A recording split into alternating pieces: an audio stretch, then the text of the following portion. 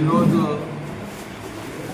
ప్రొద్దున కోట్పల్లి మండలంలో ఏం సమస్యలు ఉన్నాయి, వాటిని ఎట్లా పరిష్కరించాలని చెప్పి అందరు 33 వార్డులో ఉన్న ప్రజలందరూ కూడా రావడం జరిగింది. వాళ్ళందరికీ ఆవేదన ఉండే, మాకు యూరియా వస్తుందా లేదా అని చెప్పి. నేను వాళ్ళందరికీ ఇదే చెప్పినాను, మీకు 2000 టన్నుల యూరియా వస్తుంది. చెన్నూరు నియోజకవర్గంలో ఎవరెవరికి ఎంత యూరియా కావాలో అందరికీ కూడా యూరియా సరఫరా చేయబడుతుంది. కొద్దిగా పేషెన్స్ ఉంటే అందరికీ వస్తుంది. కొందరికి భయం ఉన్నది, అరే మనకు ఫ్యూచర్లో ఫర్టిలైజర్ దొరుకుతుందా లేదా అని చెప్పి కొంచెం భయం ఉన్నది. అందు గురించి వీళ్ళు రబీ సీజన్ కోసం కూడా కొందరు తీసుకుంటున్నారు. నేను అందరికీ అప్పీల్ చేశాను, మీరు భయపడకండి.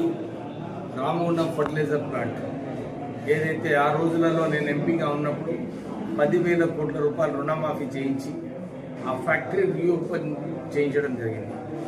90 రోజులు షట్ డౌన్ తర్వాత మొన్న ఆ ఫ్యాక్టరీ రీఓపెన్ అయింది. అందరికీ కూడా సరి అయిన యూరియా డిస్ట్రిబ్యూషన్ అవుతుందని చెప్పి వాళ్ళందరికీ కూడా భరోసా ఇప్పించడం జరిగింది. కొందరు టీఆర్ఎస్ నాయకులు కావాలని వాళ్ళందరూ యూరియా దొరుకుతలేదు. అసలు యూరియా సరఫరా ఢిల్లీ నుంచి అవుతుంది.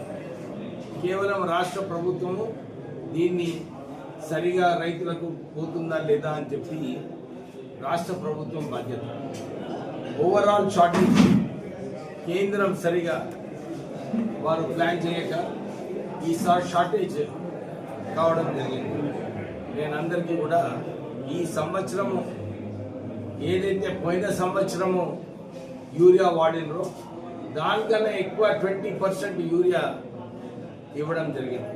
నేను అందరు రైతులకు అప్పీల్ చేశాను, మీరు సరిగా ఓపిక పడండి, మీ అందరికీ యూరియా వస్తుందని చెప్పి వాళ్ళందరికీ భరోసా ఇప్పించడం జరిగింది. తర్వాత ఇందిరమ్మ ఇల్లు, అన్ని ఇల్లులు కూడా బేస్మెంట్ వరకు కట్టుకోవాలి.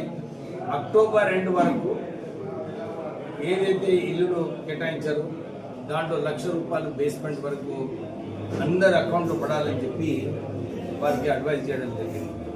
సో ఇప్పుడు ఈరోజు సాయంత్రము మన రామకృష్ణపూర్ మున్సిపాలిటీలో ఇక ఊరు రామకృష్ణపూర్ ఇక్కడ ఎవరైతే ఉన్నారో వీళ్ళందరికీ కూడా ఈరోజు సమావేశం ఇండివిజువల్లీ వార్డ్ వైజ్ చర్చించి వాళ్ళ సమస్యలు ఏమున్నాయి, ఎట్లా ఇక్కడ అమృత్ స్కీమ్ తొందరగా ఇంప్లిమెంట్ చేయాలి. అమృత్ స్కీమ్తో పాటు TFIDCల అన్ని రోడ్లు నాలీలు మరమ్మతులు చేసే అవసరం ఉంది. నేను ఎమ్మెల్యే అయ్యే ముందు ఈ నియోజకవర్గంలో ప్రత్యేకంగా RKPలో కొత్త కాలనీ వచ్చింది, గజరైడ్లో ఎక్కడ కూడా రోడ్స్ లేవు, నాలీస్ లేవు. అప్పుడున్న బిల్డర్స్ అందరు కూడా ప్లాట్లు అమ్మేసిండ్రు, కానీ వారి బాధ్యత ఏదైతే నాలీలు రోడ్లు చేయాలో ఆ నాలీలు రోడ్లు చేయక ప్లాట్ ఓనర్స్ అందరూ కూడా ఇబ్బందిలో పడ్డారు. సో నేను ఎమ్మెల్యే అయిన తర్వాత ఈ ప్రాంతంలో ఎక్కడైతే నాలీలు లేవో, ఎక్కడైతే రోడ్లు సరిగ్గా లేవో అన్నింటిలో కూడా నిధులు పెట్టడం జరిగింది. సో ఈ రివ్యూ మీటింగ్లో ఇక్కడ ఏం అవసరాలు ఉన్నాయి అది చూసేది అవసరం ఉంది. మీ అందరు తెలుసు, 10 సంవత్సరాల క్రితము రోడ్ ఓవర్ బ్రిడ్జ్, రైల్వేది ఓవర్ బ్రిడ్జ్ ఏదైతే ఉందో అది నా హయాంలో కట్టించడం జరిగింది. కానీ road over bridge road over bridge చేయలేదు. నేను వచ్చిన తర్వాత ఎమ్మెల్యే అయిన తర్వాత అన్ని ప్లాట్ఫామ్స్ అన్ని డిపార్ట్మెంట్లతో కోఆర్డినేట్ చేసి ల్యాండ్ అక్విజిషన్ నిధులను కేటాయించడము ఇవన్నీ చేసి ఫాలోఅప్ చేసి ఈ రోడ్ కనెక్టింగ్ బ్రిడ్జ్ రోడ్డు దీన్ని ప్రారంభం చేయడం జరిగింది. అంటే అన్ని చోట్ల కూడా ఎక్కడైతే అభివృద్ధి కార్యక్రమాలు కావాలో ఇవన్నీ కూడా చేయడానికి సిద్ధంగా ఉన్నాం. నాకు ఒక విజన్ ఉంది. ఇక్కడ రామకృష్ణపూర్లో ఇక్కడ 2 శ్మశాన వాటికలు అవసరం, ఒకటి ఇటు సైడ్, ఒకటి గద్దరాటి సైడ్. నేను మొన్న డిస్కషన్స్ చేసినప్పుడు కూడా కలెక్టర్ గారితో రివ్యూ నిన్న మీటింగ్లో ఇదే చెప్పినాను. మీరు దీనికి శ్మశాన వాటికకి ఏదైతే ప్రపోజల్స్ ఉన్నాయో అవి కంప్లీట్ చేయమన్నారు. అమృత్ స్కీమ్లో కేతాన్పల్లిలో 40 కోట్ల రూపాయలు శాంక్షన్. నేను నిన్న కాంట్రాక్టర్తో మాట్లాడడం జరిగింది.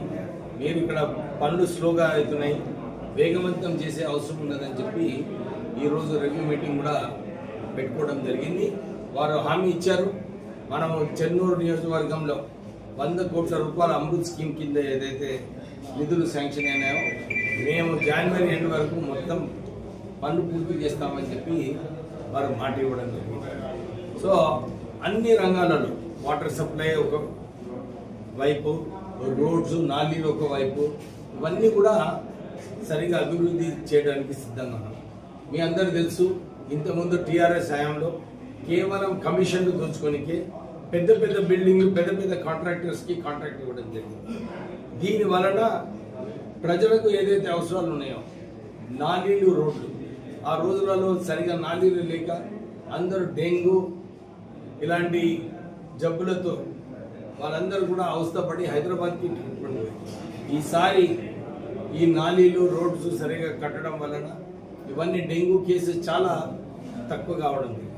సో నేను కూడా ప్రెస్ వాళ్ళకి అందరికీ రిక్వెస్ట్ చేస్తున్నాను, ఎక్కడైతే నిజంగా అవసరాలు ఉన్నాయో మీరు చెప్తే ఈ ప్రాంతం అభివృద్ధి కోసం అందరం కలిసి పనిచేస్తామని చెప్పి మీ అందరినీ కోరుతున్నాను.